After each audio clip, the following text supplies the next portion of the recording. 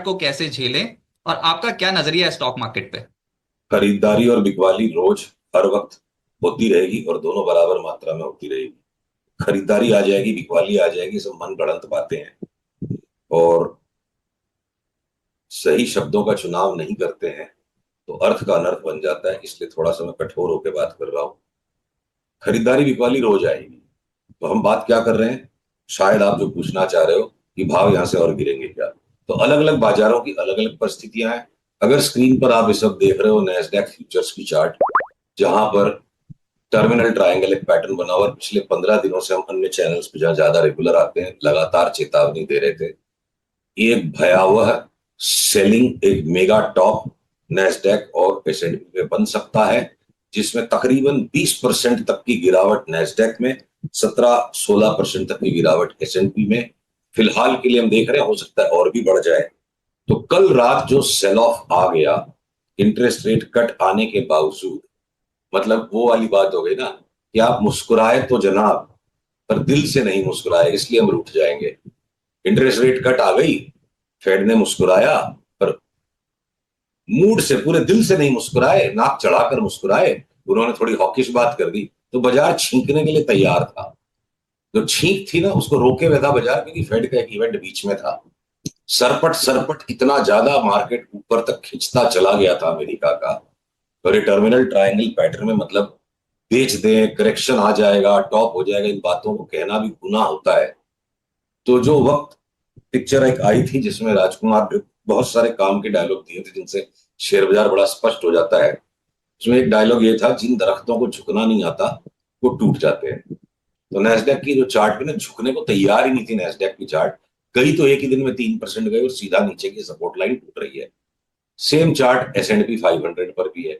और मैं आपको एक और चार्ट दिखाऊं, इंडेक्स से ज्यादा जो बवाल मचेगा इंडिविजुअल स्टॉक्स में। अब हमारी एक इनफेमस फोरकास्ट है टेस्ला पे, जिसको कि हमने 150 पौने 200 के भाव पे, ज्यादा समय नहीं गुजरा है, अगस्त के महीने में 180-90 पे हमने इसका all time new high predict किया।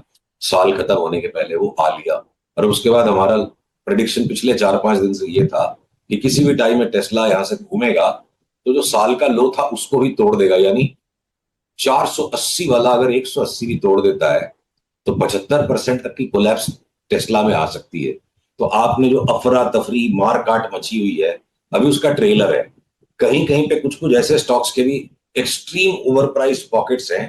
अब टेस्ला से ज्यादा ग्लैमरस कंपनी नहीं इस वक्त है, वर्ल्ड की largest market cap, self driven cars बना रही, इलोन मस्क की फ्लैगशिप है। और अगर मैं बोलूं इसकी 70-80% गिरावट आ जाएगी, अब उसको एक्स्ट्रापोलेट कर ले, उसका मतलब क्या पूरा संसार गिर जाएगा, सब कुछ बेच दें, संन्यास ले लें? है ना, ऐसा नहीं है। ऐसा नहीं है। कुछ चीजें बहुत गिरेंगी, कुछ चीजों में हमें भी लेके कमाने के अवसर है। तो देखिए, जब भय का वातावरण आता है, अब संसार में थोड़ा भय का वातावरण लौटने लग गया है, क्योंकि आप चढ़े हुए हो बिल्कुल चांद पे। अब वर्टिगो हो रहा है बाजार को। किसी इतने ऊंचे स्तर पर हम चढ़े हुए, इतने स्टीप वैल्यूएशन हैं कि टाइम टू टाइम बीच में वो रियलिटी चेक आएगी। आप नीचे झुक के देख लोगे तो समझ में आएगा। बुर्ज खलीफा से मैं नीचे देख रहा हूं तो वर्टिगो आना है, घबराहट आएगी बीच बीच में। उस घबराहट के अंदर में फिर सारे पंडित बन जाएंगे कि सब कुछ खत्म हो जाएगा, सब कुछ खत्म नहीं होगा, उठा पटक्का बाजार है। तो अगर भय लौट के आ रहा है कि फेड की जो हॉकिश बातें शुरू हो गई, उसे रियलिटी आ रही है कि भाई अंदर तो हमने पक्षियों के ऊपर में चारपाई को बिछाया हुआ है, ऊपर गलीचा गद्दा बढ़िया बिछा रखा है, सजावट बढ़िया हो रखी है, चारों तरफ लिक्विडिटी बची हुई है। लिक्विडिटी हाउस इफेक्ट है, मार्केट इतने बड़े हुए, सबकी गैम्बलिंग इंस्टिंक्ट स्ट्रॉन्गर हो गई है, सबके घर में मुनाफा आया हुआ है। तो अंदर की अंडरलाइंग रियलिटी जो है कि अब अगर जर्मनी का मार्केट रिसेशन को झांक रहा है, अगर यूएस मार्केट्स में भी रिसेशन के रंगढंग कभी भी किसी टाइम बन जाएंगे, भय लगातार बना रहता है, तो डर भी लग रहा है। और डर के साथ साथ जो है, आप चढ़े हुए बिल्कुल बुर्ज खलीफा पे। तो टाइम टू टाइम अलग अलग चीजें जब चलेंगी तो भय का जब वातावरण आता है, तो अब हमारी जो पिछले 15 दिन से फोरकास्ट थे उसका जस्टिफिकेशन लोगों को मिलने लगेगा कि हम एफएमसीजी के स्टॉक्स अगले एक क्वार्टर को खेलने के लिए लेंगे। मुझे लीवर नए हाई पे जाता दिखता है, टाटा कंज्यूमर नए हाई पे चला जाएगा, even Titan consumer driven story है, ये भी एक न्यू हाई पे जा सकता है। आपका ब्रिटानिया जो है, मुझे लगता है 50% बढ़ जाएगा 3-4 महीने में। हाँ, वो जैसे अमोल पालेकर का गाना था, डर लगे तो गाना गा, तो मैं बोलता हूँ स्टॉक मार्केट में डर लगे तो बिस्कुट खा।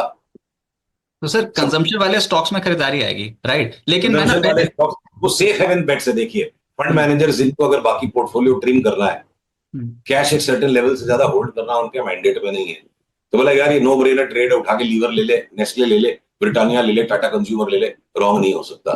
तो इंस्टीट्यूशनल सेफ हेवन बाइंग के अंदर जब मार्केट भागता है तो उसमें वो स्टॉक्स में मोमेंटम बन जाती है। अगर एशियन पेंट्स और बर्जर को भी आपने इतना टूट दिया, इतना पीट दिया है, कंपटीशन आ रहा है और बहुत सारे पेंट के ब्रांड आ जाएंगे, हैन है तैन है, हर चीज एक भाव से सही है। इंडिगो को इतना इसको आपने एशियन पेंट्स को इतना पीट दिया, वो भी इंडेक्स हैवी वेट है, तो फिर गिरेगा क्या?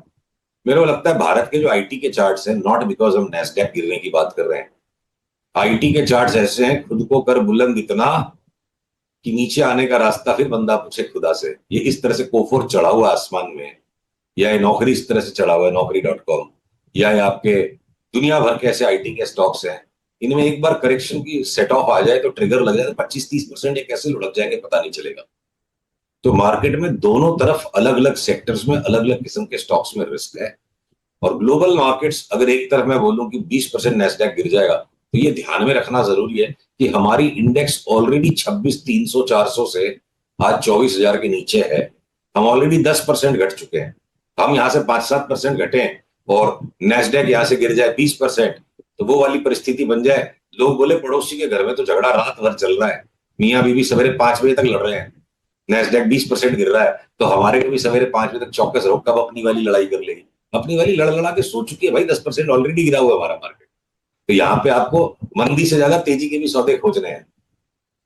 हो सकता है यहाँ से रिलायंस एक तरफा ऊपर की चाल देता चला जाए और ये एफएमसीजी के साथ रिलायंस ऊपर चले, ठीक है, और आपके छोटे वाले बैंकिंग के स्टॉक्स बढ़ जाएंगे, बड़े वाले बैंकिंग के स्टॉक्स को लेते चले जाओ, गिरते चले जाएंगे, क्योंकि इसमें जिसको जिसको खरीदना था सारे लोग खरीद चुके हैं, चाहे वो इंस्टीट्यूशन हो, चाहे मेरे मोहल्ले का पान वाला हो। उसके भी बेटे बोलते हैं सर एचडीएफसी बैंक लिए हैं 5 साल के व्यू से, पनवाड़ी भी ले चुका है एचडीएफसी बैंक को, तो मुझे आरबीएल में ज्यादा रिटर्न दिखती है, मैं एचडीएफसी बैंक नहीं लूंगा। तो अलग अलग पॉकेट्स में अलग अलग एक्टिविटीज बाजार अभी करवा रहा है।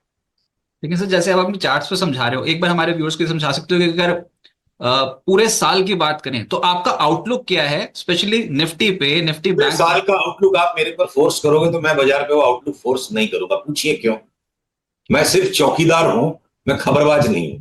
बाजार अभी अगर 3 महीने की करवट ले रहा हूं, मैं 3 महीने का व्यू ले पाऊंगा, तो मैं जबरदस्ती 2025 का व्यू नहीं लूंगा। हो सकता है 2025 में पूरे साल भर में साल के एंड तक वर्ल्ड मार्केट्स बहुत बुरी तरह कोलैप्स हो जाएंगे, पर उसके पहले अगर एक मिडिल ऑफ द ईयर में रैली आ सकती है तो ये बिल्कुल हथौड़ा छाप पूरे, बिकॉज कैलेंडर बदल रहा है, हर रोज तारीख भी बदल रही है। मतलब एक चौकीदार का काम, एक एनालिस्ट का काम, एक ऑब्जर्वर का काम, एक न्यूज एब्जॉर्बर का काम क्या होना चाहिए? कौन आया उतना खबर कर दो, कितने बजे आया वो खबर कर दो, पूरे महीने भर कोई आएगा कि नहीं। ये मैं इस तरह के सवाल अपने दिमाग में लेके नहीं चलता हूं। इतनी बंदिशें बांध लेने से हमें गुलामी बाजार की करनी, अपनी इच्छाओं की नहीं करनी है। मैं पूरे साल भर की जानने की मुझे उत्सुकता है, मैं जानना चाहता हूं कि पूरे साल भर में क्या करेगा बाजार। तो इस वक्त एक बार बाजार में 3 महीने का व्यू लेने की जितनी क्लैरिटी बाजार ऑफर कर रहा है, संभवतः है जिसको आप एक नमक को चूंटी से जैसे लेते हैं उतना ही, कि हो सकता है 2025 मोटे मोटे में करेक्शन का साल बन जाए। बट इसका मतलब ये नहीं है कि बहुत से ऐसे स्टॉक्स नहीं निकलेंगे जो अभी भी अच्छी क्वालिटी वाले बढ़िया बड़े स्टॉक्स जो सिग्निफिकेंट न्यू हाइज ना लगाए। तो मैं अपनी बात की उत्तेजना को कम करते हुए थोड़े सरल शब्दों में कहूं, पूरे 2025 का व्यू अभी के अभी ले लेना मुझे उचित नहीं लगता है। अगले 3-4 महीने का दृष्टिकोण लेकर चलते हैं और 2025 में फिलहाल एक सावधान रवैया अख्तियार करते हुए हमें 2025 को वेलकम करना चाहिए। पर एक हथौड़ा मार के पूरे 2025 साल का कैलेंडर में बना दूं, माफ कीजिएगा मुझे, ब्रह्मा जी को भी जब वर्क ऑर्डर विष्णु जी भेजते हैं तब ब्रह्मा जी को पता होता है मुझे क्या बनाना है, और हमारा काम है कि ब्रह्मा जी क्या बना रहे खाली उतना पकड़ो। तो आपने कुछ सेक्टर्स और स्टॉक्स के बारे में बात करी, सब जानना चाहते हैं केडिया जी चार्ट्स पे क्या देख रहे हैं। जैसे अभी आपने कंजम्पशन स्टॉक्स के ऊपर बात करी, मेजर ट्रिगर तो पिटी हुई हैं, आप चार्ट्स पे क्या देख रहे हैं, क्या वो अलग है जो आप देख रहे हो इसमें? सरकारी कंपनियों में ही एकमात्र ऐसी जगह दिखती है जहां लग रहा है कि चाहे कहीं कोहरा हो जाए कितना भी, अगर चमकेगा सूरज कहीं, तो ये सारे पब्लिक सेक्टर बैंक्स में चमके। मैंने सारे पब्लिक सेक्टर बैंक्स पे ले लो, डिफेंस कंपनीज पे ले लो, रेलवेज पे ले लो। मतलब सूरज को मतलब लगता है कि मन हो गया है कि चाहे कहीं मौसम कुछ भी हो जाए, चाहे टाइम कितना भी हो जाए, सारी सरकारी कंपनियां तो चमकेगी, चाहे बाजार का कुछ भी हो। ये चार्ट जरूर कह रहे हैं, जस्ट बिकॉज वो पॉपुलर है या मार्केट में गॉसिप चल रही है कि गवर्नमेंट की स्पेंडिंग बहुत बढ़ेगी, मैं उस पर नहीं चल रहा। सारी चार्ट्स पोजीशनड है। और इंश्योरेंस के स्टॉक्स जो हैं, अब उनमें सिग्निफिकेंट करेक्शन हो चुका। तो SBI life, HDFC life, true ICICI, इनको हम बड़ी टकटकी लगा के देख रहे हैं कि 1-2 दिन में हम कभी भी ले लेंगे। साथ में अब इरेडा भी अगर उसमें मैं जोड़ देता हूँ, वो पब्लिक सेक्टर भी है, ठीक है। और एलआईसी का काफी करेक्शन हो गया, तो वो पब्लिक सेक्टर भी है, इंश्योरेंस भी है। पर मैं अगर खोजूं कि पब्लिक सेक्टर के ऐसे कोई स्टॉक्स हैं जिनको मैं नहीं लूं, तो दिख नहीं रहे हैं सारे के। मतलब समस्या है कि पैसे इतने ही हैं और हाथ में उंगलियां 10 ही हैं, कितने स्टॉक संभाल पाएंगे। पब्लिक सेक्टर के तो जो स्टॉक्स मन में आ जाए ले लो। तो एक तरफ अगर 2025 में बड़ा करेक्शन बन सकता है, मेटल्स पिट जाएंगे, आईटी पिट जाएगा, तो हो सकता है सेक्टोरल रोटेशन होके और इंडेक्स एक रीजनेबल करेक्शन ही दे इंडिया में, और अमेरिका का मार्केट तबाह हो जाए। अमेरिका डूबेगा तो इंडिया डूब जाए, जरूरी नहीं है। तो एक बार समेटे, सिंप्लीफाई करें बातों को। मैं आपकी इस बात से, निवेशकों को सेफ्टी ट्रेड में एफएमसीजी में जाना चाहिए। जो ऑलरेडी बहुत करेक्ट हो चुके हैं, वैल्यू एट फेयर प्राइस मिल रहा है, वो इंश्योरेंस के स्टॉक्स हैं। और एक जो सिग्निफिकेंट करेक्शन होके जहां से यूफोरिया रेक्टिफाई होकर के वापस सोबर तरीके से स्पेकुलेशन रीबिल्ड हो सकता है, तो वो पब्लिक सेक्टर है। और ये अगले 3-4 महीने का व्यू हम लेंगे। 2025 की अगर मैं पूरी थीम बनाना चाहूं, तो हो सकता है 2025 की होली तक बल्ले बल्ले मची हो और दिवाली तक मातम मचाओ। तो एक बार यहां से लेके होली तक खेलते हैं, इस सावधानी के साथ कि आपसे बात दोबारा करेंगे ना भाई। 2025, पूरे 2025 में आप मेरे से दोबारा बात नहीं करोगे, ऐसा तो हमने नक्की नहीं किया।